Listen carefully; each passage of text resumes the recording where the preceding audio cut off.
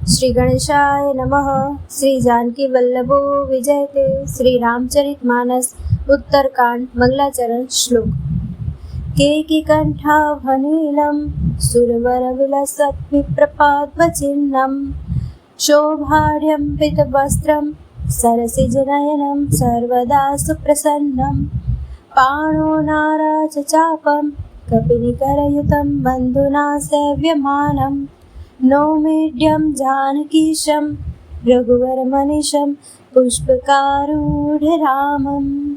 अर्थात मोर के कंठ की आभा के समान नीलवर्ण, देवताओं में श्रेष्ठ, ब्राह्मण के चरण कमल के चिन्ह से सुशोभित, शोभा से पूर्ण, पीतांबरधारी, कमल नेत्र, सदा परम प्रसन्न, हाथों में बाण और धनुष धारण किए हुए वानर समूह से युक्त भाई लक्ष्मण जी से सेवित, स्तुति किए जाने योग्य श्री जानकी जी के पति, रघुकुल श्रेष्ठ, पुष्पक विमान पर सवार श्री रामचंद्र जी को मैं निरंतर नमस्कार करता हूँ। कौसलेन्द्र पद कंज मंजुलो कोमलावज महेश वंदितो जानकी कर सरोज लालितो चिंतकस्य मन भृंग संगिनो। कौशलपुरी के स्वामी श्री रामचंद्र जी के सुंदर और कोमल दोनों चरण कमल ब्रह्मा जी और शिव जी द्वारा वंदित है। श्री जानकी जी के कर कमलों से दुलराए हुए हैं और चिंतन करने वाले के मन रूपी भौरे के नित्य संगी है। अर्थात चिंतन करने वालों का मन रूपी भ्रमर सदा उन चरण कमलों में बसा रहता है। कुंद इंदुदर गौर सुंदरम अंबिकावतीं भीष्ट सिद्धिदम कारुणिक कलकंज लोचनम नौमी शंकर मनंग मोचनम। कुंद के फूल, चंद्रमा और शंख के समान सुंदर गौर वर्ण, जगत जननी श्री पार्वती जी के पति, वांछित फल के देने वाले, दुखियों का सदा दया करने वाले, सुंदर कमल के समान नेत्र वाले, कामदेव से छुड़ाने वाले कल्याणकारी श्री शंकर जी को मैं नमस्कार करता हूँ। रहा एक दिन अवधि कर अति आरत पुर लोग जहाँ तहाँ सोच नारी नर कृष तन राम वियोग। श्री राम जी के लौटने की अवधि का एक ही दिन बाकी रह गया, अतएव नगर के लोग बहुत अधीर हो रहे हैं। राम के वियोग में दुबले हुए स्त्री पुरुष जहाँ तहाँ सोच विचार कर रहे हैं। सगुन हो ही सुंदर सकल मन प्रसन्न सबके प्रभु आगमन जनाव जनो नगर रम्य चौपेर। इतने में सब सुंदर शकुन होने लगे और सबके मन प्रसन्न हो गए। नगर भी चारों ओर से रमणीक हो गया, मानो ये सबके सब चिन्ह प्रभु के शुभ आगमन को जना रहे हैं।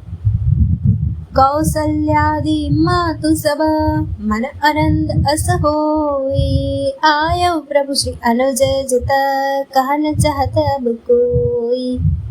कौशल्या आदि सब माताओं के मन में ऐसा आनंद हो रहा है जैसे अभी कोई कहना ही चाहता है कि श्री सीता जी और लक्ष्मण जी सहित प्रभु श्री रामचंद्र जी आ गए। भरत नयन भुज दक्षिणा फरकत बारहि बार जाने सगुन मन हर्ष अति लागे करन विचार। भरत जी की दाहिनी आंख और दाहिनी भुजा बार बार फरक रही है। इसे शुभ शकुन जानकर उनके मन में अत्यंत हर्ष हुआ और वे विचार करने लगे। रहे हुए एक दिन अवधि अधारा समुझत मन दुख भयो अपारा कारण कवन नाथ नहीं आयो जानी कुटिल किद मोह बिसरायो। प्राणों की आधार रूप अवधि का एक ही दिन शेष रह गया। यह सोचते ही भरत जी के मन में अपार दुख हुआ। क्या कारण हुआ कि नाथ नहीं आए? प्रभु ने कुटिल जानकर मुझे कहीं भुला तो नहीं दिया? अह धन्य लक्ष्मण बड़ भागी राम पदार बिंदु अनुरागी कपट कुटिल मोह प्रभु चेना ताते नाथ संग नहीं लेना।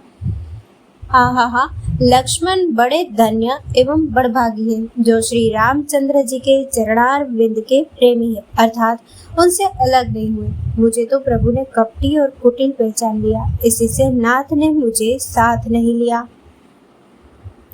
जो करनी समुझे प्रभु मोरी, नहीं निस्तार कलप सत कोरी। जन अवगुण प्रभु मानन काऊ, दीन बंध अति मृदुल स्वभाव।